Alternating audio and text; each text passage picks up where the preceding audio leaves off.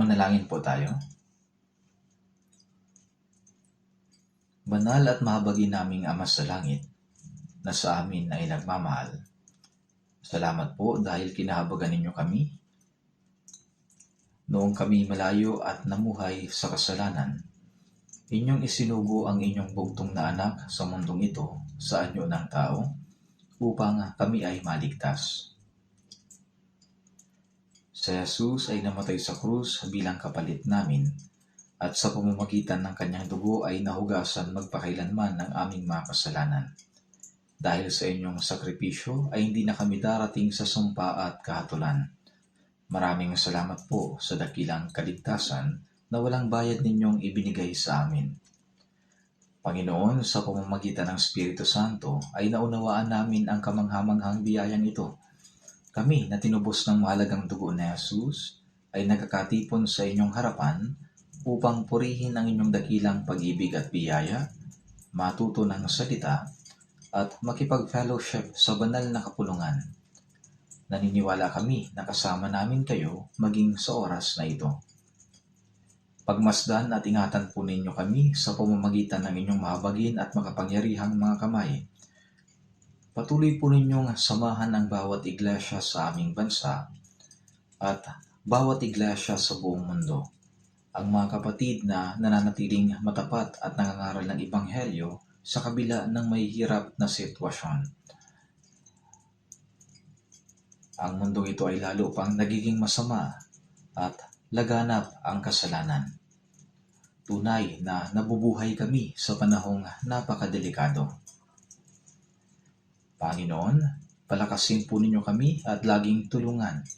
Naway matapang naming maipahayag ang dakilang biyaya at ang salita ng katotohanan, upang maraming kaluluwa ang lumapit sa inyo at maligtas.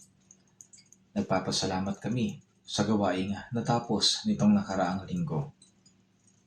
Maraming tao ang nagtipon araw-araw upang mag-aral ng inyong salita. Naunawaan nila ang inyong biyaya at sila'y nagkaroon ng kaligtasan. Panginoon, patuloy ninyo kaming ingatan ng inyong mahabagin at makapangyarihang mga kamay. Protektahan at gabayan sa nalalabi naming buhay sa pamamagitan ng inyong biyaya at salita hanggang sa araw ng inyong muling pagdating. Upang kaming lahat ay makabahagi sa inyong kaluwalhatian at wala ni isa man sa amin ang mawala. Panginoon, bigyan po ninyo kami lagi ng salitang aming kailangan sa tamang panahon at turuan ninyo kami sa daan na dapat naming lakaran.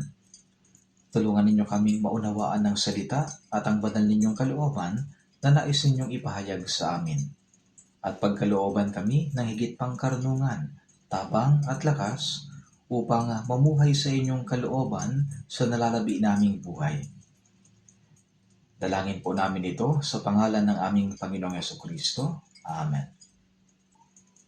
Nagtipon tayo nitong nakaraang linggo upang makinig at mag-aral ng salita ng Diyos. At naniniwala ako na maraming tao ang nakaunawa sa biyaya ng Diyos at naligtas. Marahil ay marami sa mga naligtas ang dumalo ngayon sa Sunday service na ito. Dumalo sila sa unang pagkakataon. Bagaman hindi ko sila lubos na kilala, ngunit lubos silang nakikilala ng Diyos. Sa mga bagong naligtas na dumalo ngayon, naniniwala ako na ang biyaya ng Diyos ay sa inyo habang patuloy ninyong naunawaan ang kanyang biyaya. Habang nagkakaroon ng fellowship sa mga kapatiran, naglilingkod at sumusunod sa Panginoon hanggang sa araw ng kanyang pagbabalik.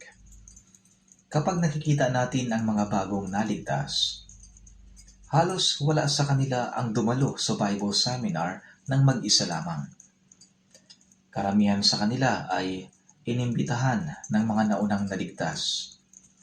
Maaring kapamilya nila ang nag-imbita, kamag-anak, kaibigan, kapitbahay. At ang mga ito'y taimtim na nanalangin upang makapakinig ang mga baguhan ng salita at maligtas. Pagkatapos maligtas, walang sino man ang kayang mabuhay sa Christian life ng mag-isa lamang. Tayo ay lumalago sa pamamagitan ng fellowship, paglilingkod at pagsunod sa Panginoon. At namumuhay para sa kanyang kalooban at kaluwalhatian. Napakahirap maligtas ng mag-isa.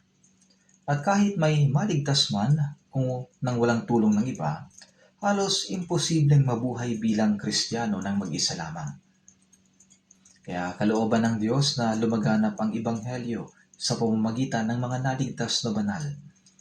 At tinutulungan niya ang mga bagong ligtas na lumago sa pananampalataya sa loob ng iglesia. Tulad ng sanggol na hindi nagkataon lang na naipanganak, may magulang na nagsilang sa kanya. At habang lumalaki ang mga bata, may pamilya na nag-aaruga at nagmamahal sa kanya. Ganoon din noong tayo ay naligtas. Hindi tayo lumalago ng mag-isa. Lumalago tayo kasama ang mga kapatiran sa pag-aaral at sa pagsunod sa salita ng Diyos. Lumalago tayo sa pagmamahalan at sa fellowship. Hindi tayo lumalago ng mag-isa. Kaya sa mga bagong naligtas na dumalo ngayon, maraming salamat po. Malugod namin kayong tinatanggap. Patuloy sana kayong makibahagi sa salita at mamuhay sa pagsunod sa Panginoon hanggang sa kanyang muling pagbabalik.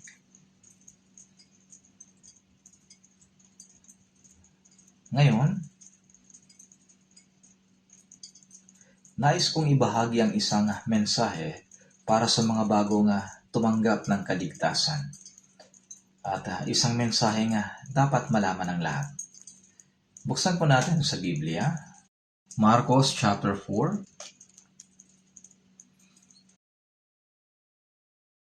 Marcos chapter 4, verse 26 to 29.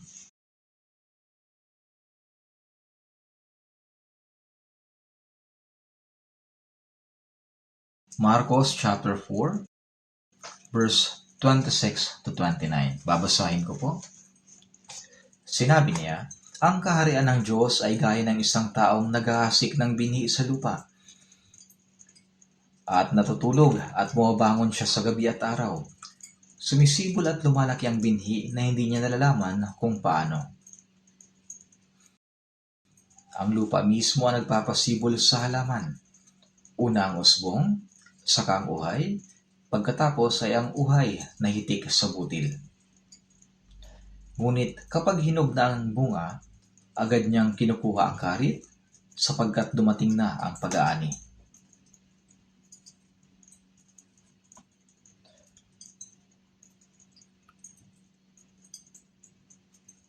Si Jesus ay madalas na gumagamit ng talinhaga upang ituro ang mahalaga at espiritual na katotohanan. Ipinapaliwanag niya ang mga malalalim na bagay ng Diyos gamit ang mga halimbawang madaling makita, mga halimbawang madaling marinig at maunawaan ng lahat. Sa Marcos chapter 4, nagturo si Jesus sa maraming tao sa tabi ng dagat ng Galilea gamit ang iba't ibang talinhaga. Isa sa itinuro niya, ang talatang, ang kaharian ng Diyos ay gaya ng isang taong naghahasik sa lupa. Kung iisipin natin, paano naihambing ang kaharian ng Diyos sa isang taong naghahasik ng binhi? Subalit, ang kaharian ng Diyos dito ay tumutukoy sa mga bagay na gagawin ng Diyos sa kasaysayan ng tao. Ito ang pagtitipon ng mga taong papasok sa langit. Bawat tao sa mundong ito na nilalang ayon sa larawan ng Diyos ay nabubuhay sa loob ng ilang dekada lamang. Noong unang panahon ay daan-daang taon. Ngunit gaano man kahaba ang ating buhay, ang layunin ng buhay ay hindi matatagpuan sa mundong ito. Ang maikling buhay na ito ay paghahanda lamang upang makapasok sa walang hanggang kaharian ng Diyos. Tulad ng 9 na buwan sa sinapupunan ng ina bilang paghahanda upang isilang at mabuhay sa mundong ito, ang mga dekada sa buhay na ito ay malinaw na paghahanda lamang sa pagpasok sa walang hanggang mundo. Kaya ang mga salitang, ang kaharian ng Diyos ay gaya ng isang taong naghahasik ng binhi sa lupa. Ito'y nangangahulugang iniligtas ng Diyos ang kaluluwa ng mga tao sa mundong ito na papasok sa langit. Ang kaharian ng Diyos ay tumutukoy sa gawain ng pagdiligtas sa mga tao at pagdadala sa kanila sa kaharian ng Diyos. Ang pagliligtas sa kaluluwa ng isang tao upang dalhin ang kaharian ng Diyos, upang dalhin sa kaharian ng Diyos, ay tunay na kahanga-hanga. Ngunit ipinaliwanag ito ni Jesus gamit ang isang simpleng halimbawa na kayang maunawaan ng kahit na sino. Ang kaharian ng Diyos ay gaya ng isang taong naghahasik ng binhi sa lupa. At natutulog at bumabangon siya sa gabi at araw. Ibig sabihin ay ang paglipas ng panahon. Sumisibol at lumalaki ang binhi na hindi niya nalalaman kung paano. Ang isang tao ay naghahasik ng binhi, ngunit hindi niya alam kung paano ito sumisibol, lumalago at namumunga. Sino makakapagpaliwanag kung paano ang isang binhi ay nahuhulog sa lupa, sumisibol, lumalago at nagbubunga? Walang sino man ang ganap na makapagpapaliwanag dito. Ito ay gawa ng Diyos. Ito ay isang espiritual na gawain na isinasagawa ng Diyos.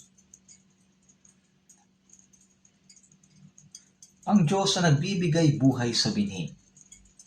At kapag nahulog ito sa mabuting lupa, sa paglipas ng panahon ito ay sumisibol, lumalago at namumunga. At kapag hinog na ang bunga, kinukuha ng magsasaka ang karit at nagaani. Alam nating lahat ang prosesong ito. Ngunit ang magsasaka ay naghahasik lamang ng binhi. Hindi siya nagpapalago nito. Walang tao nga may kakayahan magpalago nito. Ang kamanghamanghang gawain ng pagpapalago at pamumunga ay gawain ng Diyos. Iniisip ng mga tao na natural lamang itong nangyayari. Ngunit sa katotohanan, ang Diyos ang siyang gumagawa nito. Ang Diyos ang siyang nagpapalago. Kaya sinabi ni Jesus na ang paghahanda ng mga taong papasok sa kaharian ng langit ay gaya ng paghahasik ng binhi sa lupa. Sa Marcos chapter 4 verse 14, sinabi, ang mga hasik ay naghahasik ng salita. Ang binhing na ihasik ay hindi tumutukoy sa binhi na tumutubo dito sa mundo, kundi ito ay tumutukoy sa salita ng Diyos. Si Jesus mismo, ipinangaral niya ang salita at siya'y nag-utos na ipangaral ang ebanghelyo hanggang sa kaduluduluhang bahagi ng lupa. Kaya kapag ang ebanghelyo ay naipangaral, tulad ito sa paghahasik ng binhi. Kaya't napakaraming talinhaga ni Jesus patungkol sa paghahasik ng binhi. Ang binhi ay ang salita ng Diyos. At ang pangangaral nito ay tulad sa paghahasik ng binhi. Ang binhi, ito'y kailangang mahulog sa lupa. Sinabi ni Jesus, may mga binhing nahulog sa tabi ng daan. Kapag ang binhi ay nahulog sa matigas na daan, hindi ito sisibol, hindi ito tutubo. Dumating ang mga ibon at kinain nila ang mga ito. Mayroon ding pagkakataon kung saan ang iba naman ay nahulog sa batuhan. Do'y kakaunti lamang ang lupa. Kagad silang sumisibol, yamang hindi malalim ang lupa. Subalit pagsikat ng araw, ang mga iyon ay natutuyo. At dahil sa walang ugat, ang mga iyon ay tuluyang nalalanta. At muli ang iba ay nahulog sa mga tinikan. Tila ito'y sisibol at lalago ng sandali, subalit lumaki ang mga tinik at sinakal ang mga iyon. Subalit ang iba naman ay nahulog sa mabuting lupa at namunga. Ang iba ay tig-100, ang iba ay 60, ang iba ay 30. Kaya ang puso ng tao ay parang bukid. May mga taong matigas ang puso na gaya ng tabi ng daan. Ang salita ay maaaring ipangaral sa kanila, subalit dahil sa hindi ito na itatanim sa kanilang puso, ito ay tinatangay ng mga ibon papalayo. Sa Marcos chapter 4 verse 15, agad dumarating si Satanas at inaagaw ang salitang inihasik sa kanila. Maaaring makapakinig ng salita ng Diyos ang isang tao, subalit kinalaunan, ito'y kanilang nakakalimutan. Sinong kumukuha nito? Ang dyablo ang umaagaw ng salita sa kanilang puso upang huwag silang maligtas. Ito'y ipinaliwanag ni Jesus sa kanyang salita. Agad dumating si Satanas at tinagaw ang salitang inihasik sa kanila. Kaya pagkatapos nilang marinig ang mahalagang salita para sa kaligtasan, ang taong may matigas na puso, pansamantala lamang itong naalala at pagkatapos ito'y tuluyang nawawala. Inaagaw ni Satanas ang salita sa kanilang puso upang wag silang maligtas. Talagang ito'y nakakalungkot. Marami ng mga taong napangaralan ng Ebanghelyo at sila'y nakarinig ng salita. Kung silang lahat sana ay naligtas, ang bilang nila'y siguradong napakarami. Ngunit ngayon ay maraming ligtas sa buong bansa at maging sa buong mundo. Subalit kung ang lahat ng nakapakinig ng salita ay naligtas, siguradong ang bilang ay napakarami. Subalit, maraming nakarinig ng salita, subalit hindi naligtas. Dahil sinabi ni Jesus na ang dyablo ay inaagaw ang salita sa kanilang mga puso upang wag silang maligtas. Ang iba na may nahulog sa batuhan, na do'y kakaunti lamang ang lupa. Kaagad silang sumisibol yamang hindi malalim ang lupa. Subalit pagsikat ng araw, ang mga iyon ay natuyo. Dahil sa walang ugat, ang mga iyon ay tuluyang nalanta. Ang isang tao ay magtitiis lamang sa sandali. Subalit habang kulang pa ang katiyakan ng kaligtasan, kinakailangan niyang makatanggap ng marami pang salita at biyaya. Kaya kapag dumating ang maliliit na kahirapan, sila'y gaya ng halamang dinatnan ng sikat ng araw. Sila'y gaya ng halamang dinatnan ng sikat ng araw. Ito'y kaagad na nalalanta. May mga taong malapit na sanang tumanggap ng kaligtasan, subalit sila'y tumigil. At yun ang binhi na nahulog sa batuhan. Ang mga nahulog naman sa tinikan ay tumubo ng sandali, subalit lumaki ang mga tinik at sinakal ang mga iyon. Ang mga tinik ay ang pagnanasa sa sanlibutan ito. Binabalot ng lahat ng uri ng makamundong pagnanasa ang kanilang puso at buhay. Ito ay gaya ng mga tinik na humahadlang sa salita ng Diyos upang akayin ang tao sa kaligtasan, upang akayin sila sa tamang pananampalataya. Kaya walang makitang bunga. Ang taong ito ay nagtitiis ng sandali, subalit wala silang bunga. Sa Mark chapter 4 verse 19, inilarawan ang tinik bilang mga alalahanin ng sanlibutan. Yung pang-akit ng mga kayamanan at mga pagnanasa sa ibang bagay. Subalit patungkol sa mabuting lupa, sa Mark chapter 4 verse 20, sinabi, ang mga ito ang nasik sa mabuting lupa. Narinig nila ang salita, tinanggap ito at namumunga ng 30, 60 at 100.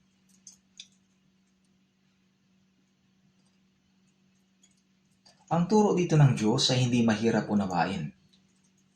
Inilalarawan niya ang tungkol sa ilang yugto ng isang ligtas na tao.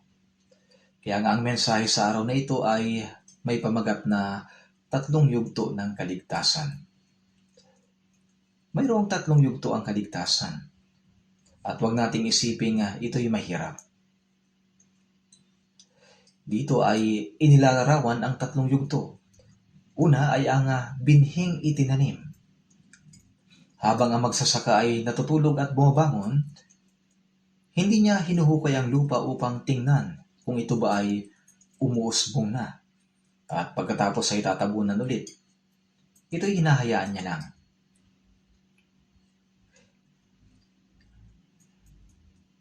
Dahil nangangailangan ito ng panahon. Siya ay natutulog at bumabangon. At kasunod nito ay ang gawain ng Diyos. Ang bini ay uusbong at ang may gawa nito ay ang Diyos. Pagkatapos ay dumarating ang uhay ng butil na mas lalo pang lumago. Ang usbong ay ang simula ng buhay. At ang hinog na butil sa uhay ay ang bunga ng buhay. Ito ang paglalarawan sa tatlong yugto. Maraming talata sa Biblia ang tungkol sa kaligtasan. Subalit, bagaman binabanggit nito kaligtasan, hindi ito tumutukoy sa magkakaparehong bagay, kahit na pare-parehong kaligtasan na binabanggit. Ang ibang talata ay tumutukoy sa iba't ibang yugto ng kaligtasan. Halimbawa nito, sa Efeso chapter 2 verse 8 sinabi, sapagkat sa biyaya kayo naligtas sa pamamagitan ng pananampalataya, at ito'y hindi sa pamamagitan ng inyong sarili, ito'y kaloob ng Diyos. Ating napag-aralan sa Bible Seminar sa huling session, kapag ang mga tao ay pinapataas ang kanilang mga kamay, kung sila ba'y tumanggap ng kaligtasan, marami ang tumataas ng kanilang kamay. Ang iba pa nga nagtataas ng kanilang dalawang kamay. Ngayon, kung ang mga taong tumaas ng kanilang dalawang kamay ay nakaunawa at talagang sigurado, kung gayon, yun ay kaligtasan. Subalit hindi tama ang pagtaas ng kamay dahil lang ginagawa ito ng iba. Dapat ito ay may katotohanan at paninindigan. Kaya sa biyaya, sa pamamagitan ng pananampalataya, ang biyaya ng Diyos ay ito. Si Jesus ay namatay sa krus, nabuhay na muli, at sa pamamagitan ng kanyang mahalagang dugo na dumanak, ang mga kasalanan natin ay napatawad magpakailanman. Ito ang biyaya ng Diyos. Hindi sa pamamagitan ng inyong sarili. Hindi ninyo ito tinanggap dahil sa inyong mga gawa. Ito ay regalo ng Diyos. Ang regalo ay ibinibigay ng libre, ng walang bayad, ng walang kapalit. Ang salitang biyaya o kaloob, magkapareho lang ang kahulugan. Sa Efeso chapter 2 verse 8 at 9, ito ay kaloob ng Diyos, hindi sa pamamagitan ng mga gawa upang ang sino man ay huwag magmalaki. Ang kaligtasan ay hindi natatanggap dahil sa gawa ng tao. Kung tinanggap natin ito dahil may ginawa tayo, may pagmamalaki tayo. Subalit tayo walang iba kundi mga makasalanang papunta sa impyerno. Kaya sinabi, sapagkat sa biyaya kayo'y naligtas sa pamamagitan ng pananampalataya. Ang mapatawad ang kasalanan at matanggap ang kaligtasan, pareho lang ang ibig sabihin nito. Ito'y kaligtasan ng ating kaluluwa. Ito ang tinutukoy dito, kaligtasan ng kaluluwa. Sa unang Pedro chapter 1 verse 8 at 9 sinabi, hindi ninyo siya gayon nakita gayon may inyong iniibig, bagamat ngayon ay hindi ninyo siya nakikita, gayon may inyong sinasampalatayanan, at kayo nagagalak na may galak na hindi maipaliwanag at puspos ng kaluwalhatian, na inyong tinatanggap ang bunga ng inyong pananampalataya, ang kaligtasan ng inyong mga kaluluwa. Kaligtasan ng ating kaluluwa. Nang ang ating kaluluwa ay naligtas, nagkaroon tayo ng kagalakan na hindi may paliwanag at puno ng kaluwalhatian. Sa loob ng 10 taon, ako ay naging masigasig at tapat na Kristiyano. Pumasok ako sa seminaryo para mag-aral ng Biblia. Naging tagapamahala ako ng isang rural church at naging pastor sa isang kongregasyon. Ako ay humahayo para mag-evangelize. Talagang akala ko ako na ang pinakamahusay na mananampalataya sa lahat. Subalit dumating ako sa pagkaunawa na hindi pa ako naipapanganak na muli. Gaano ko man suriin ang aking sarili, napagtanto kong hindi ko pa naranasang maipanganak na muli. Hindi ko ito magawang masabi sa kahit na kanino. Sa huli, nalaman ko ang nakakatakot na katotohanan. Pag namatay ako ngayon, pupunta ako ng impyerno. Sa gitna ng matinding paninibik sa biyaya ng Diyos noong October 30, 1962, may imalang nangyari. Hanggang doon ay akin lamang nalaman na ang lahat ay ayon sa doktrina, kaalaman lang. Pero nang gabing yon, binuksan ng Diyos ang aking mata upang maunawaan ko ang biyaya ni Jesus sa krus na konektado sa akin. Hindi ko ito maunawaan sa aking isip, subalit napagtanto ko ito sa aking konsensya. Nang sandaling iyon, ang aking buhay ay ganap na nabago. Nang sunod na araw, pagkatapos kong maunawaan ang kaligtasan, tumigil na ako sa pagpunta sa seminaryo.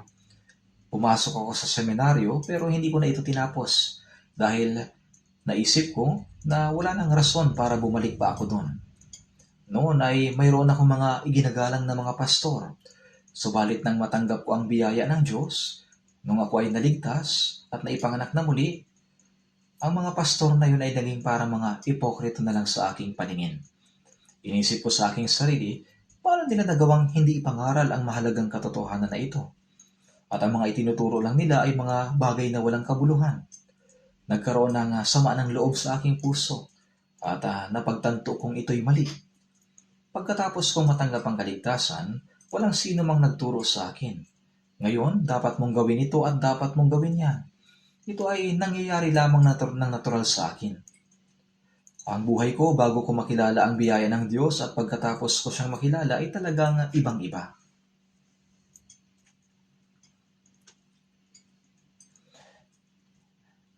Halimbawa si Charles Spurgeon,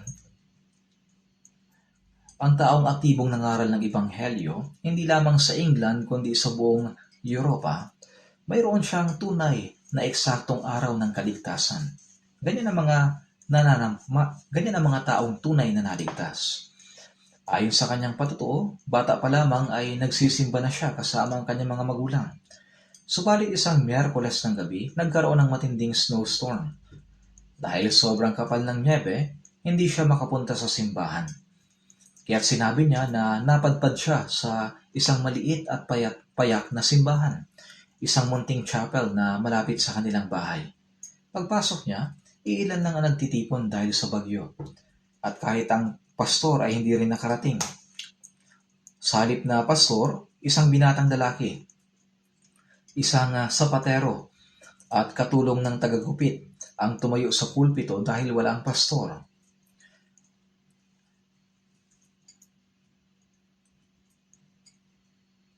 Binuksan niya ang Biblia at binasa ang Isaiah chapter 45 verse 22. Kayo'y bumaling sa akin at kayo'y maliligtas, lahat ng dulo ng lupa, sapagkat ako'y Diyos at walang iba liban sa akin.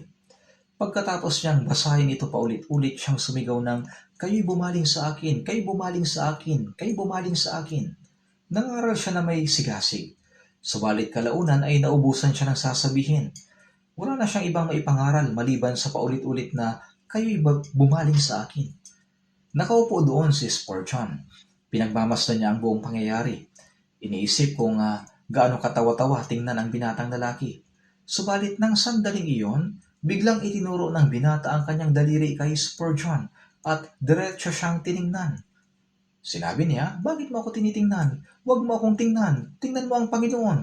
Nang sandaling iyon, naantig ang puso ni Spurgeon.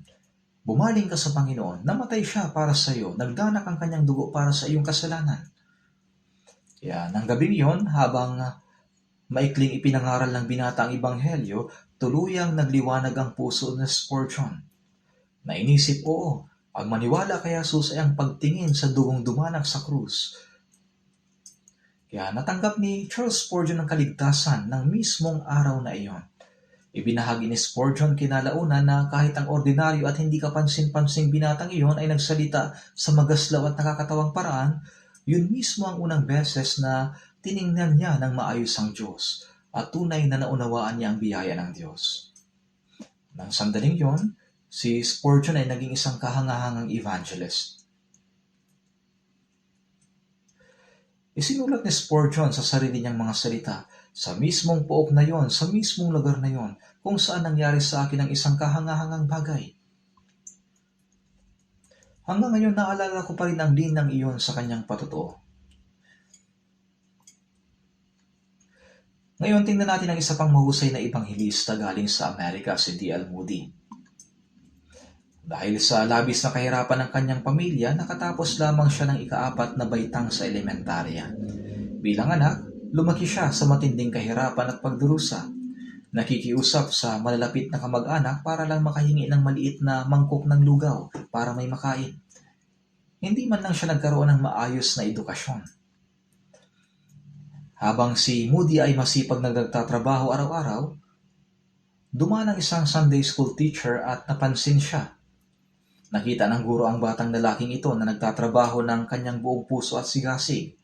Labis na naantig ang puso nito, kaya pumasok siya, umupo sa tabi ni Moody at habang siya'y abala sa pagtatrabaho, sinimulang ibahagi sa kanya ang ebanghelyo.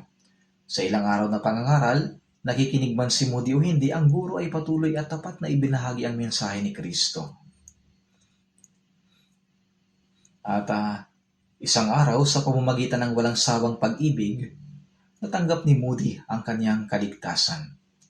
Si Moody ay mayroon ding eksaktong araw ng kaligtasan tulad ni Spurgeon.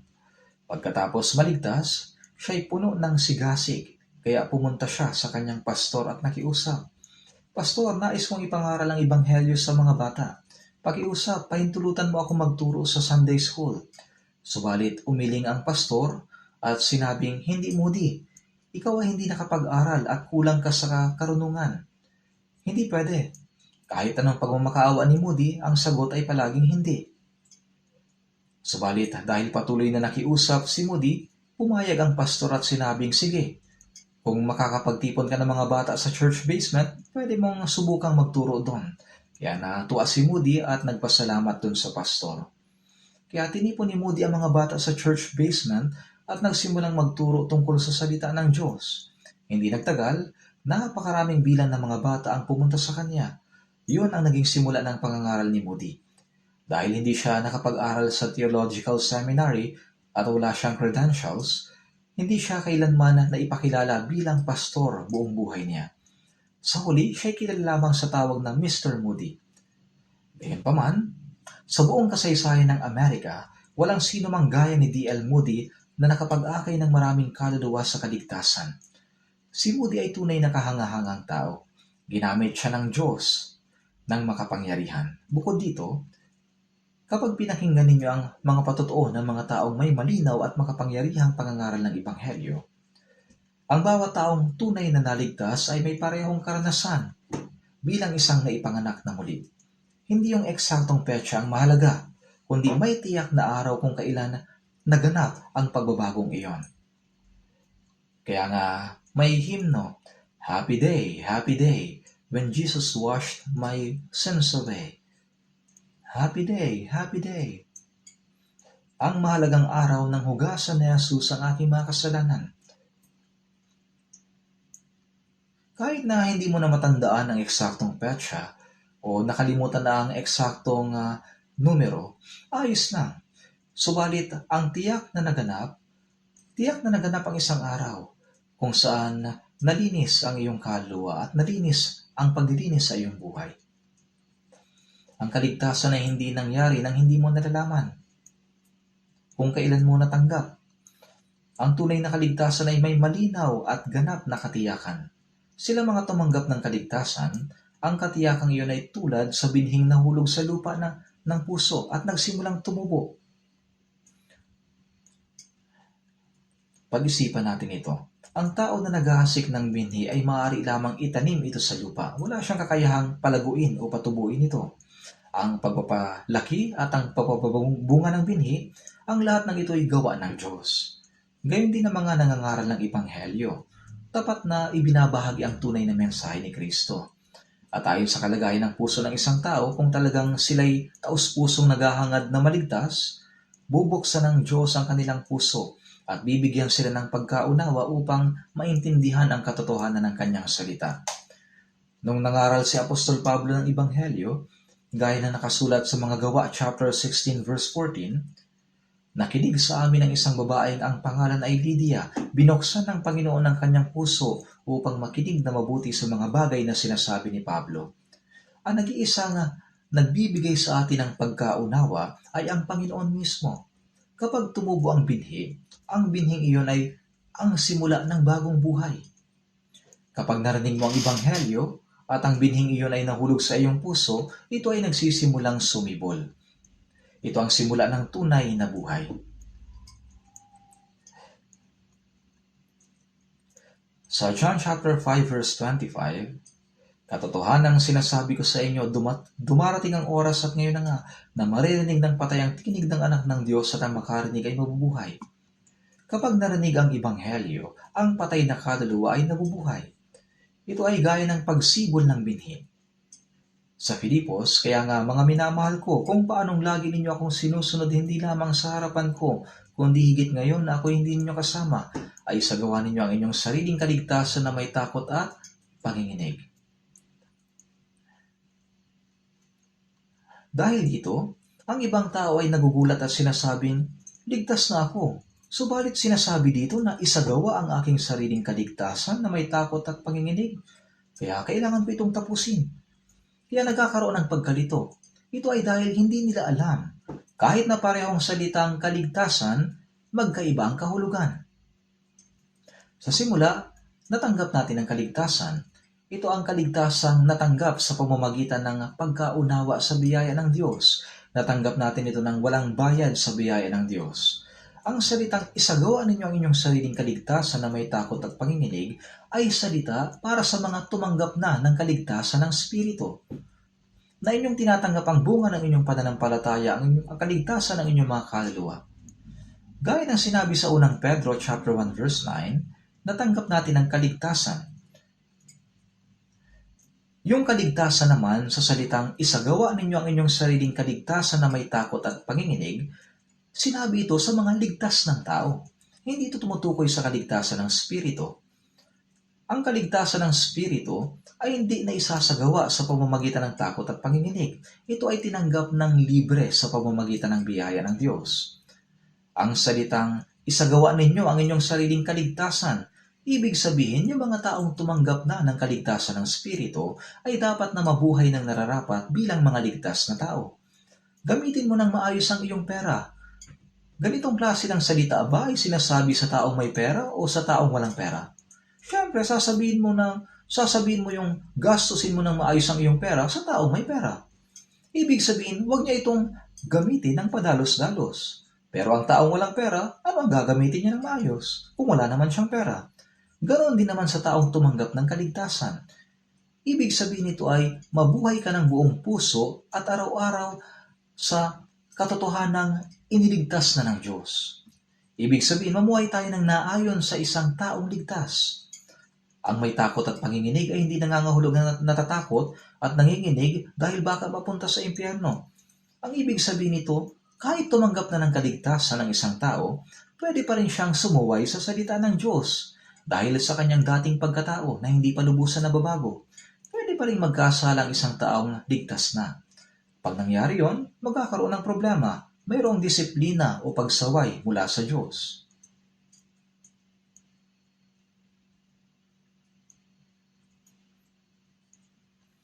Ang isang taong naipanganak ng muli ay hindi na maaaring mapahamak, ngunit siya'y didisiplinahin.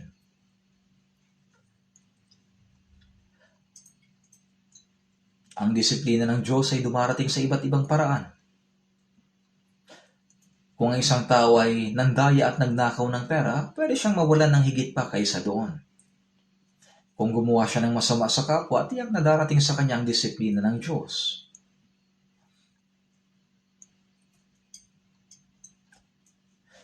Sa unang Korinto chapter 5 verse 5 sinabi, ibigay ang ganyang tao kay Satanas sa ikawawasak ng laman. Ibig sabihin, kung ang isang taong ligtas ay patuloy na nagkakasala o nagkakamali at hindi nagsisisi, pwedeng padalhan siya ng Diyos ng disiplina kung hindi pa rin siya magbago. Pwede itong umabot hanggang sa kamatayan ng katawan. Ang isang taong tunay na born again ay maaaring tumanggap ng disiplina ngunit hindi na mapapahamak magpakailanman. Kaya sinasabing isagawa ninyo ang inyong sariling kaligtasan. Hindi ito tumutukoy sa kaligtasan ng Espiritu na para bang kailangan pang paghirapan. Ang tinutukoy nito ay ligtas na tayo, kaya dapat tayong mamuhay ng tama sa ating buhay pananampalataya. Kaya una ang usbong, ito ang simula ng buhay. Saka ang uhay, ito ang paglago ng buhay. Kapag sumibol na ang usbong, unti-unti itong lumalaki hanggang sa maging uhay. Ito ang proseso ng paglago ng pananampalataya. Sinabi rin, pagkatapos ay ang uhay na hitik sa butil. Ibig sabihin, ang butil ay nahinog na. Kapag ito hinog na, ginagamit ang karit at inaani ito. Dito makikita ang tatlong proseso. Una ang usbong, saka ang uhay, pagkatapos ay ang uhay na hitik sa butil. Pagkatapos tumanggap ng kaligtasan, may kasunod sa kaligtasan ng Espiritu. Ang ikalawang kaligtasan nito ay tinatawag ng kaligtasan ng likas na pagkatao. Kaligtasan ng pamumuhay. Kaya unti-unting nagbabago ang likas na pagkatao at namumuhay ng mas masunurin sa salita ng Diyos. Kailangan may ganitong proseso ng pagbabago sa buhay ang isang taong naligtas. Wala namang taong biglang nagiging matanda kaagad nang hindi dumadaan sa paglago, hindi ba? Ganoon din, kahit si Jesus ay dumaan sa proseso ng paglago. Sa Lucas chapter 2 verse 52, sinasabi, lumago si Jesus sa karunungan, sa pangangatawan at naging kalugod-lugod sa Diyos at sa mga tao. Sinasabing siya rin ay lumago. Kahit si Jesus ay dumaan sa proseso ng paglago. Siya ay pinanganak bilang isang sanggol at nanirahan sa loob ng 30 taon bilang anak ng karpentero na si Jose. Ibig sabihin, dumaan din siya sa proseso ng paglago. Ang paglago na ito ni Jesus ay tumutukoy sa kanyang pisikal na katawan ng paglago. Ang kaligtasan ng Espiritu ay isang beses lang nangyayari sa buong buhay. At ito ay nangyari ng biglaan. Kaya sinasabi na kayo'y naligtas. Sa Efeso chapter 2 verse 8 sinasabi, sapagkat sa biyaya kayo'y naligtas sa pamamagitan ng pananampalataya. Sa Efeso chapter 2 verse 8, ang salitang kayo ay naligtas ay nasaan yung past tense. Ibig sabihin, tapos na ito, nangyari na. At sinasabi rin na ito ay kaloob ng Diyos. Ito ang tinatawag na kaligtasan ng Espiritu na natanggap lamang sa pamamagitan ng biyaya ng Diyos at pananampalataya. Ang ikalawa naman ay ang uhay. Ito ay tumutukoy sa proseso ng paglago ng pananampalataya. Kanina sa Filipos chapter 2 verse 12 sinabi, isagawa ninyo ang inyong sariling kaligtasan ng may takot at panginginig. Hindi ito nangangahulugan na matakot kayo na baka mapunta sa impyerno. Ang taong born again na ay hindi na mapapahamak magpakailanman. Ang dapat katakutan na ito, kapag hindi tayo sumusunod ng tama sa salita ng Diyos, may disiplinang darating. Upang mapalaki ang kanyang mga anak ng maayos at maging mabuting tao tulad ng kanilang mga magulang, ang mga anak ay mahigpit na dinidisiplina. Kapag hindi sila nakikinig, pinapalo sila ng pamalo. Sa Aklat ng Kawikaan sinasabi, ang hindi gumagamit ng pamalo ay napupuot sa anak niya, ngunit ang umiibig sa kanya ay matyagang dumidisiplina. Ang Diyos Ama, dahil labis niyang minamahal ang kanyang mga anak, hindi sila hahayaang manatili sa kasalanan kapag nagkakamali. Ang mga minamahal niyang anak ay kanyang dinidisiplina ng mahigpit. Kapag ito ay naunawaan ng isang tao, matatakot siya sa disiplina, kaya naman hindi na siya mamumuhay ng basta-basta. Ang tunay na nagdadala sa tao sa katiyakan ng kaligtasan ay ang banal na Espiritu. Ang pangangaral ng Ebanghelyo ay ginagawa ng tao. Ngunit ang nagbibigay liwanag upang maintindihan ito ay ang Espiritu Santo. Siya ang nagpapaunawa. Kaya sa unang Korinto chapter 2 verse 12, sinasabi na ang banal na Espiritu ang siyang nagpapakilala sa atin ng biyaya ng Diyos. Naririnig ng tao ang salita ng Diyos, ngunit ang nagpapaunawa nito sa kanya ay ang Espiritu Santo. Ang Espiritu Santo ang tumutulong upang maunawaan ng tao ang salita at biyaya ng Diyos, at siya rin ang nagpababago sa puso ng tao. Ang pagbabago ng pamumuhay, ang pagbabago sa pagkatao ay tinatawag na paglago. Kaya may tiyak na proseso ng paglago sa buhay ng isang mananampalataya. Sa Filipos chapter 2 verse 13 sinasabi, sapagkat Diyos ang gumagawa sa inyo maging sa pagnanais at sa paggawa para sa kanyang mabuting kalooban. Ang isang taong naligtas ay merong Espiritu Santo. Maaaring hindi niya ito namamalayan, ngunit ang Espiritu Santo ay nasa kanya. Kapag ang tao ay ipinanganak, mayroon siyang puso, atay, bato, tiyan at iba't ibang bahagi ng katawan. Pero alam ba ng sanggol na meron siyang mga ganito sa loob ng kanyang katawan? Hindi. Kahit na hindi niya alam, naroon pa rin ang mga ito. Habang siya'y lumalaki, natututunan niya sa pag-aaral ng katawan ng tao na may puso ako, may atay ako, may bato ako, may tiyan ako. At iba pa, ganoon din sa taong tumanggap ng kaligtasan. Sa pag-aaral ng Biblia, sa kanya naunawaan na nasa akin pala ang Espiritu Santo. Pagkatapos tumanggap ng kaligtasan, hindi kaagad nalalaman ng tao na ang Espiritu Santo ay nasa kanya. Kaya nga may awitin pa nga sa himno, nasa akin ang banal na Espiritu. Hallelujah, siya'y kasama ko. May himnong ganito. Ang ibig sabihin ng kayo ay naligtas, kasama na rin dito ang pagtanggap sa Espiritu Santo. Ngunit kahit hindi ito agad alam ng tao, ang Espiritu Santo ay naroon pa rin sa kanya. Habang nag-aaral ng Biblia, sa kanya naintindihan. Nasa akin palang Espiritu Santo. Yan ang kanyang unti-unting pagkakaunawa. Kaya ang proseso ng pag-unawa sa biyaya ng Diyos at ang pagiging anak ng Diyos ay isang beses lamang na pangyayari sa buong buhay. Isang beses lang ito nangyayari. May mga taong nananalangin pa na, Diyos, muli mo akong ipanganak na muli. Sabi nila, pero paano ka ipapanganak na muli ng paulit-ulit? Hindi ba isang beses lang ang kapanganakan? Kapag ipinanganak ang tao sa laman, isang beses lang yon. Pagkatapos nito, ang kasunod na proseso ay paglaki at paglago. May mga taong lumalaki ng normal at maayos, ngunit may iba na hindi ganoon lumalago ng maayos, palagi nagkakasakit at mahina. Sa ganitong kaso, may mga proseso na hindi maayos lumago sa physical at mental na aspeto. Kaya kapag tayo ay naligtas, ang ating spirito ay ipinanganak bilang anak ng Diyos. Ang kapanganakan ay isang beses lamang. Isang beses tayong ipinanganak bilang anak ng Diyos. Kahit ikaw ay ligtas na, dapat ka pa rin magkaroon ng takot na baka sumuway sa salita ng Diyos. Baka mamuhay ka ayon sa laman at baka magkamali ka. Hindi ito takot na mapupunta sa impyerno. Ang ibig sabihin ng isagawa ninyo ang inyong sariling kaligtasan na may takot ay panginginig ay ito. Ang taong naligtas ay dapat mamuhay sa kanyang puso bilang isang taong tunay na naligtas. Ibig sabihin, dapat siyang mamuhay ng naayon sa kaligtasang tinanggap niya. Ito'y isang proseso na magpapatuloy habang buhay. Kaya unti-unti ang kanyang ugali at pagkatao ay nababago, paunti-unti, dahan-dahan. Sa Galatia chapter 4 verse 19 sinasabi, minamahal kong mga anak, para sa inyo ay muli ako nakakaranas ng hirap ng panganganak hanggang si Kristo ay mabuo sa inyo. Si Apostol Pablo ay pumunta sa Galatia at ipinangaral ang Ebanghelyo. Kaya ang mga taga-Galatia ay naligtas. Talagang nagpagod siya ng husto upang maligtas sila.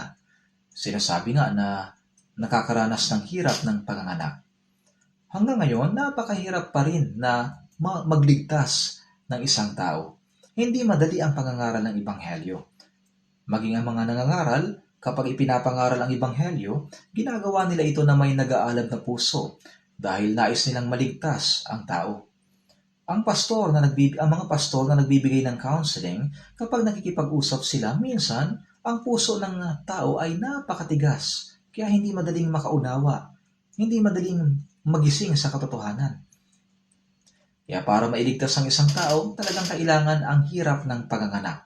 Kaya si Apostol Pablo sa pangangaral niya ng Ebanghelyo, nagtiis siya ng hirap ng panganganak. Sinabi niya na muli ako nakakaranas ng hirap ng panganganak hanggang si Kristo ay mabuo sa inyo. Gaya na nakasulat sa Galatia chapter 4 verse 19, ang isang ina ay nagdaranas ng sakit ng hirap sa panganganak. Pagkatapos nun, patuloy pa rin siyang nahihirapan. Siya ay nagsusumikap upang mapalaki ng maayos ang kanyang anak. Ganoon din sa pananampalataya. Ngayon, May proseso ng paglago ang pananampalataya. Sa ikalawang Tesalonika, tingnan natin. Ikalawang Tesalonika, chapter 1, verse 3. Ikalawang Tesalonika, chapter 1, verse 3. Basahin natin ng sabay-sabay. Dapat kaming laging magpasalamat sa Diyos, mga kapatid, dahil sa inyo, gaya ng nararapat, sapagkat ang inyong pananampalataya ay lumalagong lubha, at ang pag-ibig ng bawat isa sa inyo para sa isa't isa ay nadaragdagan. Pinasasalamatan ni Apostol Pablo ang Diyos dahil ang iglesia sa Tesalonika ay huwarang iglesia.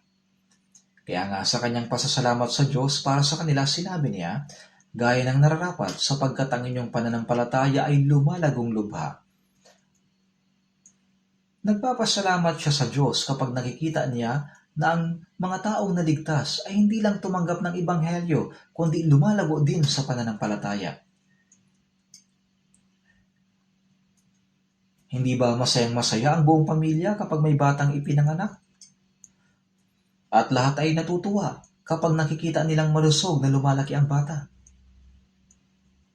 Kapag mayroong kaluluwang naliligtas sa pamamagitan ng pangangaral ng ebanghelyo, ang mga tao ay nagagalak. Happy day, when Jesus washed my sins away. Napakasaya talaga. At nakakagalak kapag ang naligtas ay nakikinig na ngayon sa salita ng Diyos at lumalaki ng maayos. Pero kung may batang ipinanganak, pagkaraan ng isang daang araw ay nakahiga pa rin, kahit sa kanyang unang birthday, lumipas ng 1 taon, nakahiga pa rin, hindi nagbabago, ganoon pa rin siya mula nung ipanganak. Matutuwa kaya ang kanyang pamilya? Sobra silang mag-aalala. Kung sa umpisa ay nakahiga siya, pagkatapos ay gumugulong, gumagapang, at saka kumakapit sa paa ng mesa, habang nanginginig na tumatayo at nakakapaglakad ng hakbang, magsisigawan sa galak ang buong pamilya pag nakita nila ito. Sasabihin nila, nakakalakad na ang anak natin. Ngunit paano kung ganoon pa rin sila mula nung ipanganak? Malaking problema, dapat silang lumago. Kaya nga sinabi ni Apostol Pablo na nagagalak siya na makita ang pananampalataya ng mga banal sa Tesalonika patuloy na lumalago pagkatapos maligtas. Nang makita niya kung paanong ang mga banal ay nag-iibigan at lumalago, siya ay nagalak. Tingnan natin. Unang Pedro, chapter 2. Unang Pedro, chapter 2. Unang Pedro, chapter 2. Tingnan natin ang Unang Pedro, chapter 2, verse 2. Basahin natin. Gaya ng mga sanggol na bagong silang ay mithiin ninyo ang malinis na espiritual na gatas.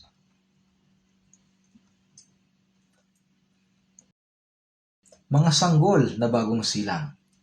Ano ang ninanais ng isang bagong panganak na sanggol? Naghahanap ba sila ng sigarilyo? Ang bagong panganak na bata, ang hinahanap ng nila'y gatas. Hindi sila naghahanap ng sigarilyo o kung ano. Kaya may hymno, like a newborn baby for milk. I cannot forget it even for a moment. Gaya ng mga sanggol na bagong silang, mithiin ninyo ang malinis na espiritual na gatas ng salita. Ang kakapanganak pa lang muna muli, ang bagong ligtas na mga kapatid ay tinuturing ng mga bagong silang na sanggol. Sila ay mga bagong panganak na sanggol sa spirito. Ano ang dapat gawin ng batang kakapanganak pa lang? Dapat silang uminom ng gatas. Ang dalisay na gatas ng salita ay ang salita ng Diyos. Magpatuloy sa pakikinig, pagbabasa, pag-aaral, at pagsunod sa salita ng Diyos. Dahil ang mga salitang ito'y malinis na gatas. Ang pag-aaral ng salita ng Diyos ng patuloy ay katulad sa pag-inom ng gatas. At paunti-unti, lumalago tayo, higit at higit pa. Mayroong kaligtasang ng paglago. Kapag ikaw ay pinanganak na muli, nangyayari kaagad yon, yung kaligtasan ng kaluluwa. Ang paglago naman pagkatapos maligtas ay isang bagay na buong buhay. Kaya naman sa Galatia, chapter 4, verse 19, hanggang si Kristo ay mabuo sa inyo.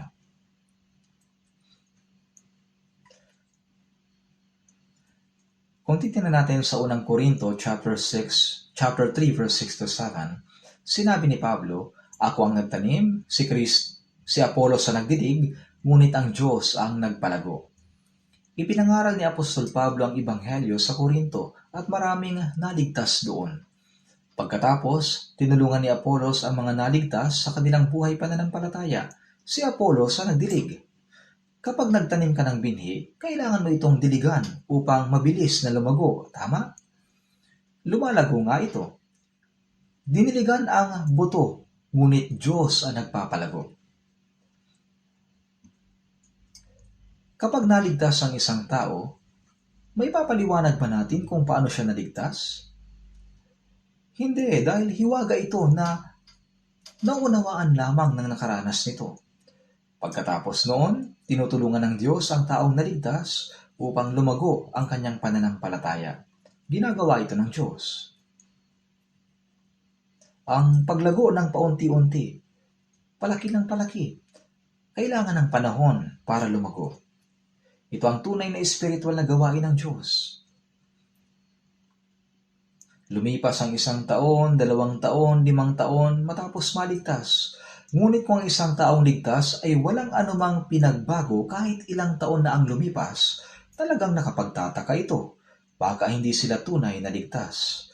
O baka may sakit sila. O baka may kung ano pang rason, hindi ba? Kung talagang sila'y ligtas, dapat silang lumago. Bilang mga matured na Kristiyano, ang paraan ng kanilang pagsasalita, kilos, pag-iisip ay dapat lubos na nararapat sa katangian ng isang taong ligtas. Dapat silang mamuhay ng may katatagan, na may kumpiyansa. Kaya nga, ang siyang nagpapalago ay ang Diyos. Yan ang spiritual na gawain ng Diyos. Kapag ang Ebanghelyo ay ganap na naipangaral at may isang taong tunay na naligtas, ang taong iyon ay nagbabago pagkaraan ng ilang panahon. Nagbabago sila ng higit at higit pa. Ang isang tao na dating umiinom ng alak ay tumitigil na sa pag-inom. May mga tao na pagkatapos maligtas ay tuluyan ng tumitigil sa paninigarilyo. Tinatapon nila ito sa basurahan kasama ang kanilang posporo at lighter. Sinasabi ng iba na mahirap itong itigil. Ngunit kung titingnan ng ilang Kristiyano, tumigil sila agad sa mga bagay na ito. Naitigil ka agad nila. Bilang isang taong ligtas, sinasabi nila na hindi ito dapat para sa isang taong ligtas. Kaya tinatanong nila ang sarili nila, hindi ito tama. Gagawin ko ba ito? At namumuhay sila sa isang binagong buhay. Kaya nga ang paggawa ng pagbabago ay gawain ng Diyos, yung pagbabago. Sinabi, pagkatapos ay ang uhay na hitik sa butil. Una ay ang usbong, saka ang uhay, pagkatapos ay ang uhay na hitik sa butil. Ngunit kapag hinog na ang bunga, agad niyang kinukuha ang karit. Kinukolekta sila ng Diyos at isinasama niya sa Kanya. Ang buhay pananampalataya natin pagkatapos maligtas ay hindi tungkol sa pagtatapos ng mga bagay na hindi natin nagawa sa mundong ito. Sa halip, tungkol ito sa pagiging magandang uri ng bunga bilang ligtas. Isipin natin, sinabi niya, uhay na hitik sa butil. Tingnan natin sa Filipos chapter 3. Filipos chapter 3.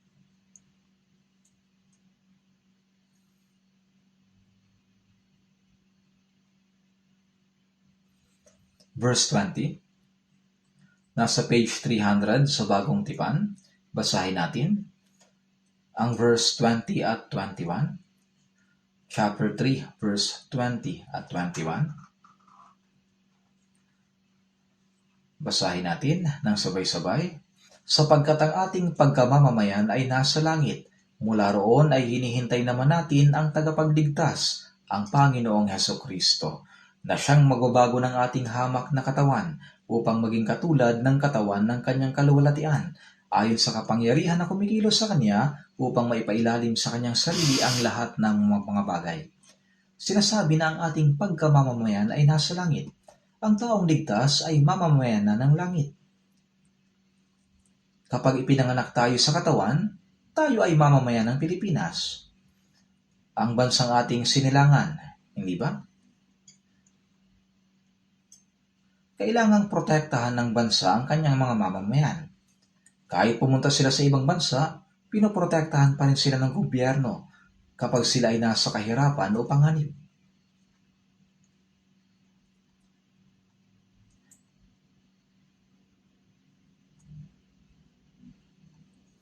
Ang lugar kung saan ipinanganak ang ating katawan ay ang ating sariling bansa.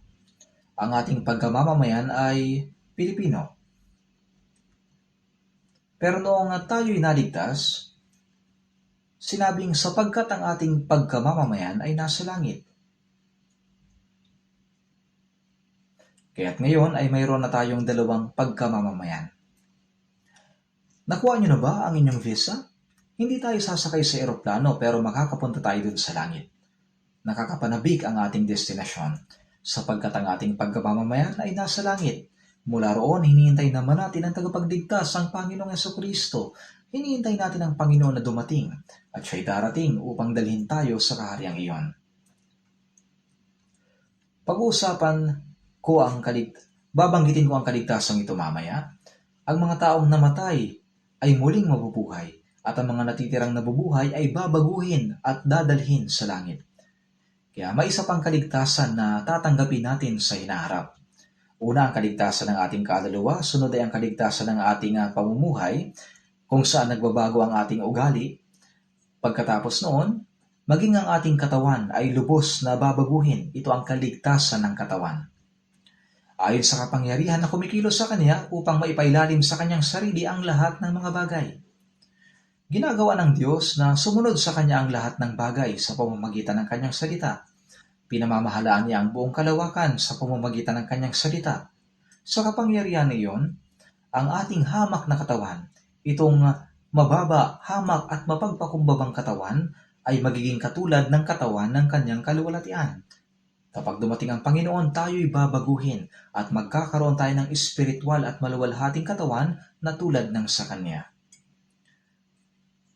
Hindi tayo pupunta sa langit na dala ang katawan natin, itong kasalukuyan nating katawan. Tingnan natin sa mga Hebreo, chapter 9. Babaguhin tayo.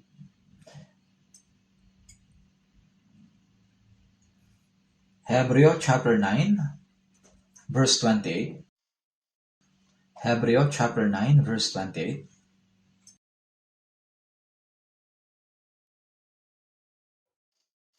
Gayon din naman si Kristo na inihandog na minsan upang dalhin ang mga kasalanan ng marami, ay magpapakita sa ikalawang pagkakataon, hindi upang harapin ang kasalanan, kundi upang iligtas ang mga sabik na naghihintay sa Kanya. Gayon din naman si Kristo na inihandog na minsan upang dalhin ang mga kasalanan ng marami. Minsang inihandog ni Jesus ang Kanyang sarili upang dalhin ang kasalanan ng marami at maligtas sila. Siya'y namatay sa krus at muling nabuhay pagkaraan ng 3 araw upang iligtas. Anong uri ng kaligtasan ito? Ito ang kaligtasan na magbabago sa atin tungo sa isang maluwalhating katawan. Mapunta tayo sa kaharian ng Diyos upang iligtas. May 3 yugto ang kaligtasan. Una, nang maunawaan natin ang biyaya ng Diyos, naligtas tayo. Ito ang kaligtasan ng ating kaluluwa, kaligtasan ng spirito. Pangalawa, ang kaligtasan ng ating pagkatao. Nababago ang ating pamumuhay sa pamamagitan ng biyaya at salita ng Diyos. Ang ating pagkatao ay nababago at namumuhay tayo bilang mga taong naligtas. Ito ang kaligtasan ng pamumuhay. Ito ang ibig sabihin ng isagawa ninyo ang inyong sariling kaligtasan. Iba ito. At sinasabing upang iligtas. Anong yugto ng kaligtasan ito? Ito yung kaligtasan na makapasok tayo sa Kanyang kaharian. Babaguhin niya ang ating katawang ito tungo sa isang maluwalhating katawan upang makapasok tayo sa Kanyang kaharian.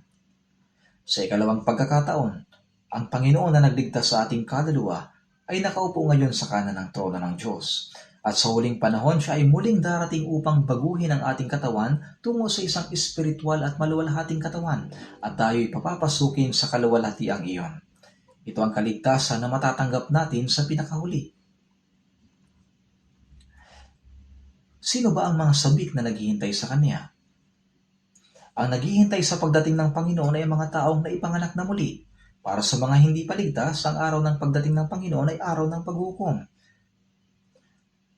Gaya ng sinabi, titipunin niya ang kanyang trigo sa kamalig, subalit ang ipa ay susunugin niya sa apoy na hindi mapapatay.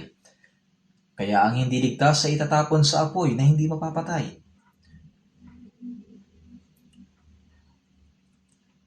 Hindi upang harapin ang kasalanan, kundi upang iligtas ang mga sabik na naghihintay sa Kanya. Kaya ito ay tumutukoy sa kaligtasan sa muling pagdating ng Panginoon, kung saan babaguhin ang ating hamak na katawan.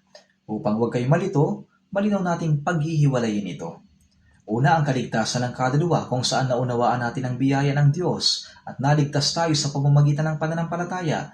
Ito ay minsan lang sa buong buhay at ito ay sa pamamagitan ng biyaya ng Diyos. Pangalawa, kapag naligtas na ang isang tao, dapat lumago ang kanyang pananampalataya. Nagbabago ang ating pagkatao, pamumuhay at sumusunod tayo sa salita ng Diyos. Ito'y dapat unti-unting nababago. Sa Mateo chapter 5 verse 48, sinabi ni Jesus, "Kaya't kayo ngayon maging sakdal, gaya ng inyong Ama sa langit na sakdal." Paano magiging sakdal ang isang taong naligtas, gaya ng inyong Ama na nasa langit na sakdal? Kapag kahanga-hanga ang isang ama, sasabihin ba niya sa kanyang anak, "Ayos lang, kahit kalahati ko lang ang tularan mo"? Siyempre hindi. Kapag dakila ang ama, nais niyang ang anak niya ay maging tulad niya. Ang Diyos ay ganap na banal. Kaya nga sinabi, kayo maging sakdal gaya ng inyong Ama sa langit na sakdal. Kaya dapat tayo maging higit at higit pang sakdal. Ito ang proseso ng paglago ng ating pananampalataya.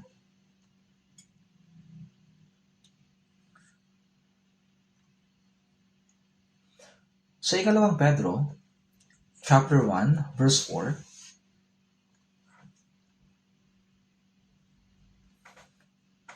maging kabahagi kayo sa likas ng Diyos. At sa unang Pedro chapter 1, verse 13, unang Pedro chapter 1, verse 13, kaya't ihanda ninyo sa gawain ang inyong mga pag-iisip, na supilin ninyo ang inyong sarili at ilagak ang inyong pag-asa sa biyayang darating sa inyo kapag inihayag na si Jesucristo. Kapag inihayag na si Jesucristo, ito ay tumutukoy sa kanyang muling pagdating. Ilagak ang inyong pag-asa sa biyayang darating sa inyo. Mayroon tayong biyayang matatanggap sa muling pagdating ng Panginoon. Ano yon? Ito'y nakadepende kung paano tayo namuhay pagkatapos maligtas. Dahil pagdating ng Panginoon, makikibahagi tayo sa kaluwalhatian ng Diyos. May isa pang biyayang matatanggap sa pagdating ng Panginoon. Tayo ay babaguhin tungo sa isang maluwalhating katawan na tulad ng sa Panginoon. Ngunit kahit iisa ang tinanggap nating kaligtasan, sa pagdating ng Panginoon, makikita kung ang ating pananampalataya ay lumago ng maayos at kung tayo ba ay namuhay na sumunod sa salita ng Diyos. Sa pagdating ng Panginoon, magkakaiba ang biyayang matatanggap natin. Kaya sinasabi, ilagak ang inyong pag-asa sa biyayang darating sa inyo. Ilagak ang inyong pag-asa. Ilagak ang inyong pag-asa sa biyayang darating sa inyo. Basahin natin ang verse 14 at 15. Tulad ng mga masunuring mga anak, huwag kayong gumaya sa masasamang pagnanasa ng inyong kamangmangan noong una. Sa halip, yamang banal ang sa inyo'y tumawag, maging banal naman kayo sa lahat ng paraan ng pamumuhay. Verse 16, sapagkat nasusulat, kayo'y maging banal sapagkat ako'y banal. Ano ba ang sinabi ng Diyos? Dapat tayong mamuhay bilang mga masunuring anak. Noong hindi pa ninyo nakikilala ang Diyos, sumusunod kayo sa mga pagnanasa ng inyong laman. Mga makasariling pagnanasa, ngunit huwag na ninyong tularan ang mga ito. Nananatili pa rin sa atin ang lumang pagkatao, hindi ba? Ngunit huwag tayong mamuhay ayon doon. Sa halip, mamuhay tayo ayon sa pagkatawag sa atin sa kabanalan. Ang pagtawag na yon ay ang kanyang pagdiligtas sa atin.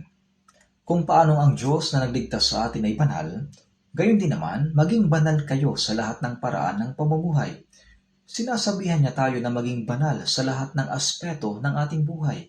Sa pagdating ng Panginoon, tayo ay kabilang sa mga banal na papasok sa kaluwalhatian. Hindi tayo dapat mamuhay tulad ng mga tao sa sanlibutan. Bagamat nakatira tayo sa mundong ito, tayo ay mga taong ibinukod mula sa sanlibutan. Tayo ay espesyal na hinirang at iniwalay upang pumasok sa langit. Sinabi ni Juan na Jesus sa John chapter 15 verse 19, kayo'y hindi taga sanlibutan, kundi kayo pinili ko mula sa sanlibutan.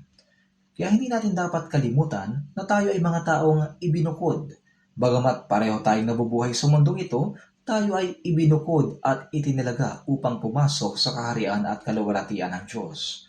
Sa kabilang banda, ang mga taong hindi paligtas sa mundong ito, sila'y lubusang nakatakda sa impyerno. Sa Apokalipsis chapter 22, sinabi, malapit na ang panahon. Ang marumi ay hayaang magpakarumi pa, at ang matuwid ay hayaang maging matuwid pa. Sa mga huling araw, ang mga tao sa mundo ay parang handa na sa impyerno. Kung titingnan mo ang pamumuhay ng mga tao sa mundo, para bang naghahanda na sila para sa kapahamakan ng impyerno ngayon pa lang. Pero paano naman tayo? Ano ba ang dapat nating gawin? Tayo ay mga taong ibinukod mula sa kanila upang pumasok sa langit. Sinabi ng Diyos Ama, kayo'y maging banal sapagkat ako'y banal.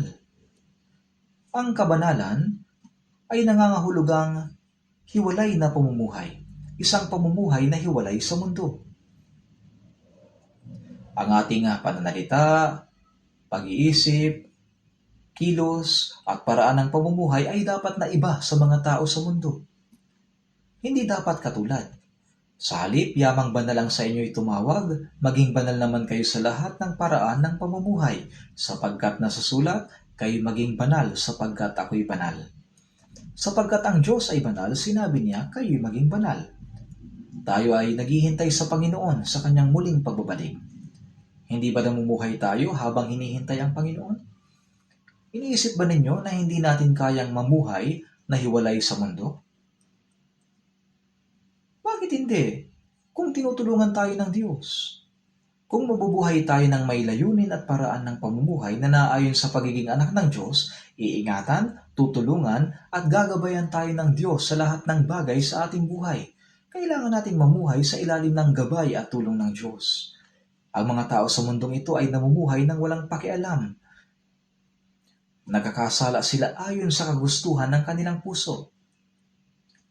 Tulad ng sinasabi sa Kawikaan 9:17, ang ninakaw na tubig ay matamis, ang tinapay na kinakain sa lihim ay kanais-nais. Sinasabi nila na may kasiyahan sa pagkakasala. Ngunit tayo, dapat tayong mamuhay ng may kagalakan. Ang kagalakang nagmumula sa pagsunod sa banal na salita ng Diyos at sa pamumuhay para sa kanyang kaluwalhatian. Kaya naman may tatlong yugto ng kaligtasan. Una, sa nakaraan, ang ating kaluluwa'y naligtas sa pamamagitan ng pananampalataya nang maunawaan natin ang biyaya ng Diyos. Pangalawa, sa kasalukuyan, silang mga naligtas ay patuloy na binabago ang puso at pamumuhay. Isinasagawa ang kaligtasan habang lumalago sa pananampalataya. Tulad ng sinabi sa Philemon 1 verse 6, na ang pamamahagi ng inyong pananampalataya ay maging mabisa kapag nalaman mo ang bawat mabuting bagay na maaari nating gawin para kay Kristo. Unti-unti tayo nagiging tulad ni Kristo. Sinabi ni Pablo, maging tulad kayo sa akin, gaya ko kay Kristo. Sinabi sa mga taga-Galasya, sapagkat taglay ko sa aking katawan ang mga bakas ng paghihirap na Jesus. Si Jesus na hindi nakikitang Diyos ay nahayag sa pamamagitan ng laman. Kaya sinabi ni Jesus, ang nakakita sa akin ay nakakita sa Ama. Si Jesus ay ang Diyos na nahayag sa anyo ng tao. Pagkatapos ng kamatayan ni Jesus, Ang mga taong tulad ni Pablo ay naging katulad niya sa pamamagitan niya at ang larawan ni Kristo ay nahayag sa pamamagitan niya. Sa Roma chapter 12 verse 2, sinasabi, "Huwag ninyong tularan ang sanlibutan ito. Ang lahing ito ay masama at mapangalunya." Ibig sabihin, huwag tayong maging katulad nito.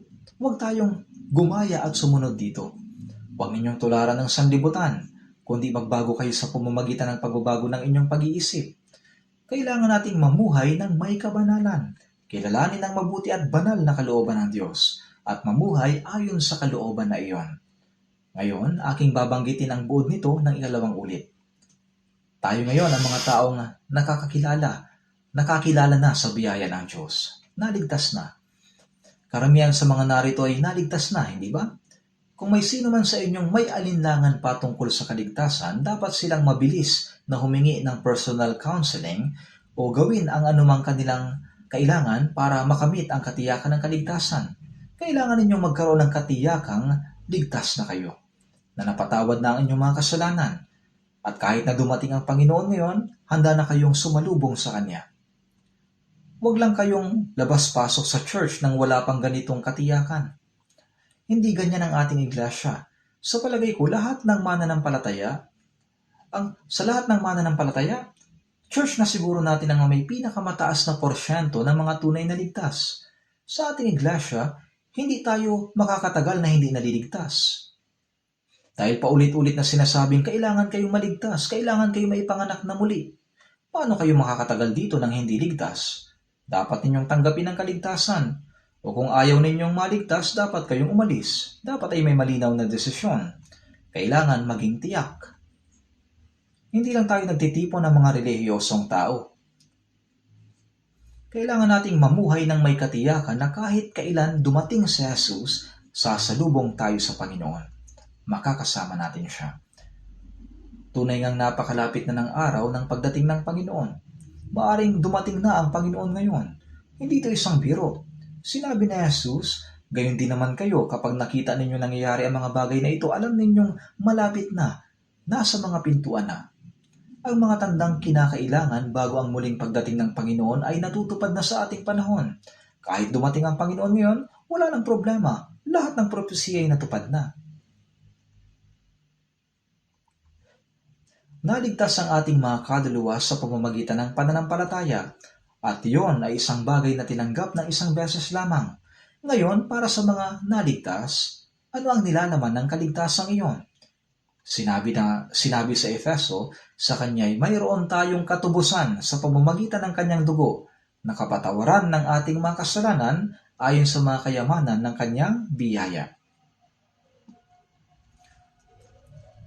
Hanggang kailan ang natanggap nating kapatawaran ng kasalanan? Ito'y magpakailanman. Napatawad ang mga ito magpakailanman. Dahil sa ating mga kasalanan, dapat tayong hatulan at mapunta sa impyerno. Ngunit upang huwag tanggapin ang hatol, tinanggap ni Jesus ang hatol bilang kapalit natin. Siya'y ipinako sa krus. Siya ang tumanggap ng lahat ng sumpa at hatol na dapat sana nating tanggapin. Sa pamamagitan ng kanyang dugo, nilinis niya tayo magpakailanman. Wala nang kahit nakatiting na kasalanan na natira. Sa Revelation chapter 1 verse 5, doon sa umibig sa atin at sa nagpalaya sa atin mula sa ating mga kasalanan sa pamamagitan ng kanyang dugo, binigyan niya tayo ng kalayaan at kapayapaan mula sa hatol at kapahamakan. Tinanggap natin ang kapatawaran ng ating mga kasalanan. Napatawad tayo magpakailanman, inaring ganap tayo. Sinasabi ng Roma chapter 3 verse 24, sila ngayon ay tinuturing na ganap ng kanyang biyaya bilang kaloob sa pamamagitan ng pagtubos na kay Kristo Jesus.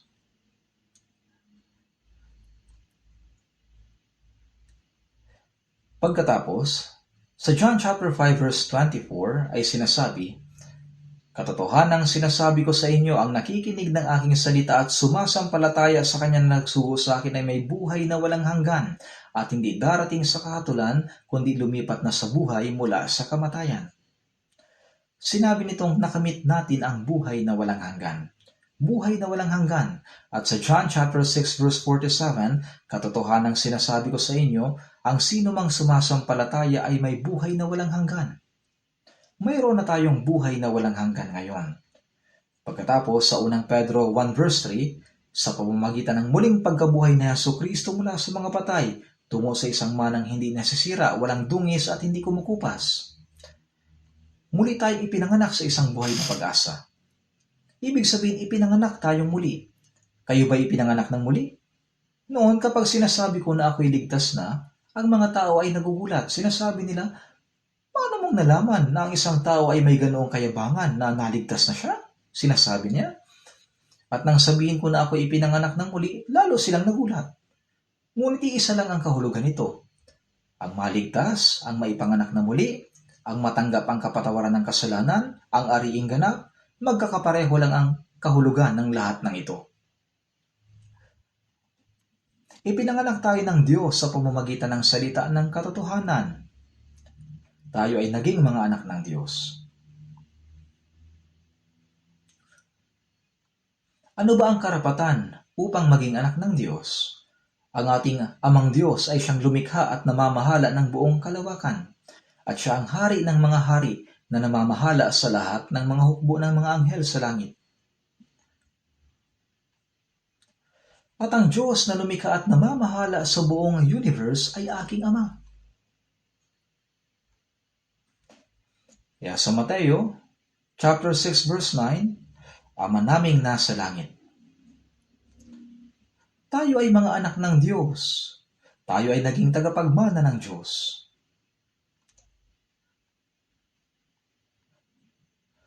Sa Roma chapter 8 verse 17, at kung mga anak ay mga tagapagmana rin, mga tagapagmana ng Diyos at mga kasamang tagapagmana ni Kristo, ibig sabihin nito, tayo ay mga tagapagmana. Tayo ay mga tagapagmana ng Diyos na tatanggap ng walang hanggang kaluwalhatian kasama ni Kristo. Napakadakilang karangalan nito, hindi ba? Kung tayo ay ipinanganak na anak ng isang pangulo, ano kaya ang mangyayari? Kung hindi tayo maingat, maaari tayong mamatay. Totoo yon. Sa tingin ba ninyo, mabuti ang maging pangulo? Napakaraming taong gustong pumatay sa mga pangulo. Kaya iniisip ko na talagang mapalad ako dahil hindi ako naging pangulo. Siyempre, wala namang gusto na maging pangulo ako. At sa totoo lang, kahit alukin pa nila ako, hindi ko ito tatanggapin.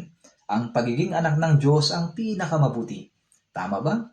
Tayo ay naging mga anak at mga tagapagmana ng Diyos. Sa Galatia, tinanggap ba ninyo ang Espiritu sa pamamagitan ng mga gawa ng kautusan o sa pamamagitan ng pakikinig sa pananampalataya? Nang marinig natin ang salita at sumampalataya tayo ay naligtas. Kasabay noon, tinanggap natin ang Espiritu Santo. Alam niyo ba yon? Ang Espiritu Santo ay nasa loob natin. Kaya naman sa unang Korinto chapter 6 verse 19, hindi ba niyo nalalaman na ang inyong katawan ay templo ng Espiritu Santong nasa inyo?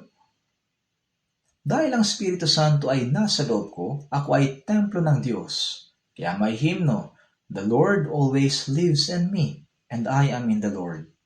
Ang Panginoon ay nasa akin, at ako ay nasa Panginoon. Ako at ang Panginoon ay hindi pwedeng paghiwalayin.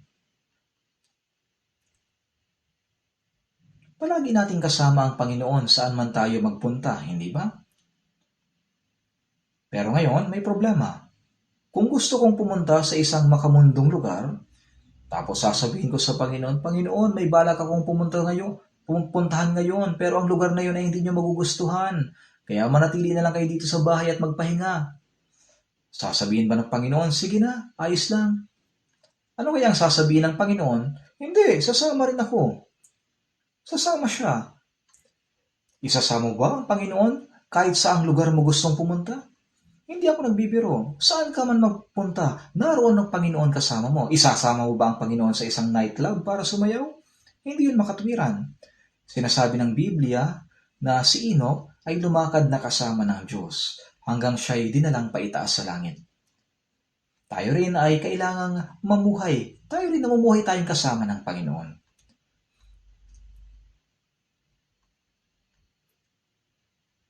Kaya tayo ay tumanggap ng kapatawaran ng mga kasalanan. Tayo inaring ganap, tumanggap ng buhay na walang hanggan, ipinanganak na muli, naging mga anak ng Diyos, naging tagapagmana ng Diyos, tumanggap ng Espiritu Santo. Ilan lahat yun? 7 bagay. At tinanggap natin ang lahat ng ito ng magkakasabay. At ngayon, ang ating pananampalataya ay dapat na patuloy na lumago. Ang mga naligtas ay kailangan lalo pang lumago sa pananampalataya.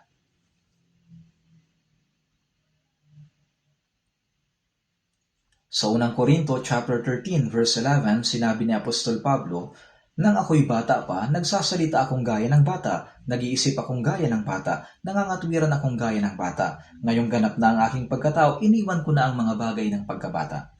Ang isang bata ay hindi pa mature. Kapag may nakikita akong taong ligtas na, ngunit namumuhay pa rin gaya ng sa bata, naiisip ko, naku, ganyan pa rin sila, kailan kaya sila lalago? Ang mga taong yun ay parang mga bata pa rin. Kaya muli sinabi ni Apostol Pablo, "Nang ako'y bata pa, nagsasalita akong gaya ng bata, nag-iisip akong gaya ng bata, nangangatwiran akong gaya ng bata. Ngayong ganap na ang aking pagkatao, iniwan ko na ang mga bagay ng pagkabata." Ganon dapat ang mangyari. Kailangan nating maging mature sa ating pananampalataya. Ang mga naligtas, ngunit hindi nagbabago, ay nananatiling hindi pagganap sa pananampalataya na tulad ng mga bata. Hindi dapat mangyari yan. Kaunti na lang ang oras, kaya kailangan ko ng bilisan. Tingnan natin ang unang Tesalonica, chapter 4, verse 16 to 17. Unang Tesalonica, chapter 4, verse 16 at 17.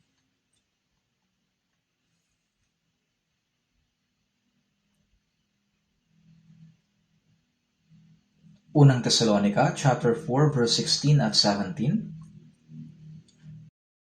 Verse 16 at 17.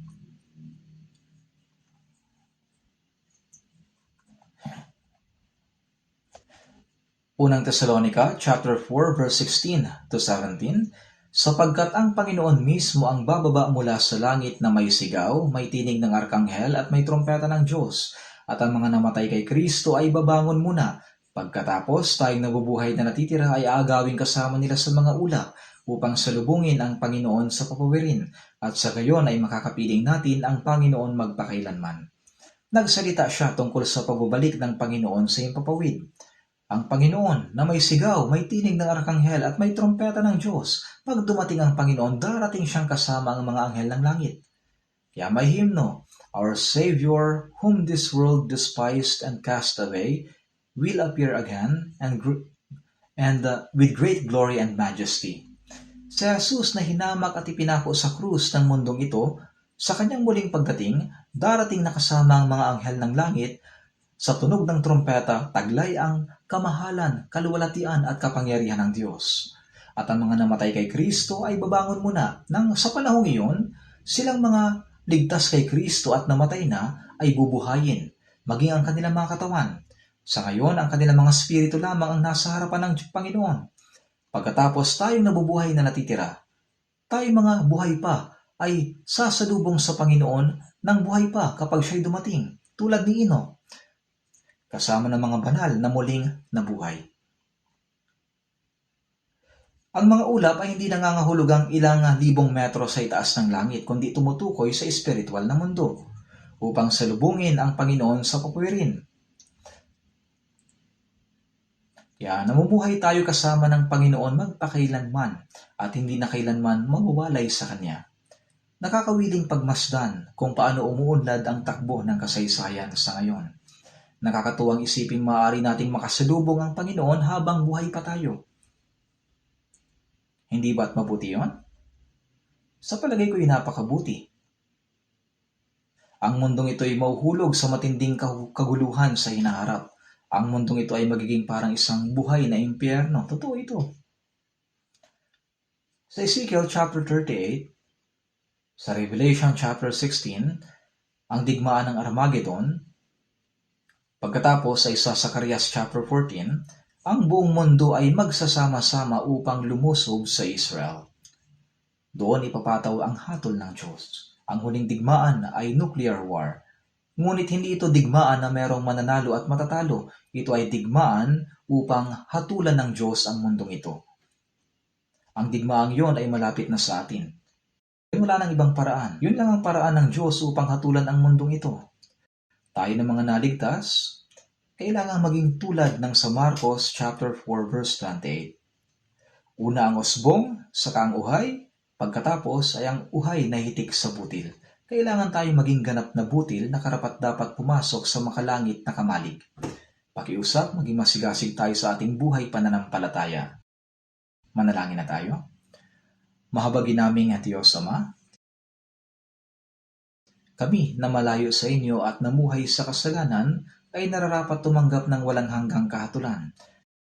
Ngunit dahil sa inyong dakilang pag-ibig sa amin, pinasa ng Panginoong Hesus ang sumpa at hatol na kami sana ang tatanggap.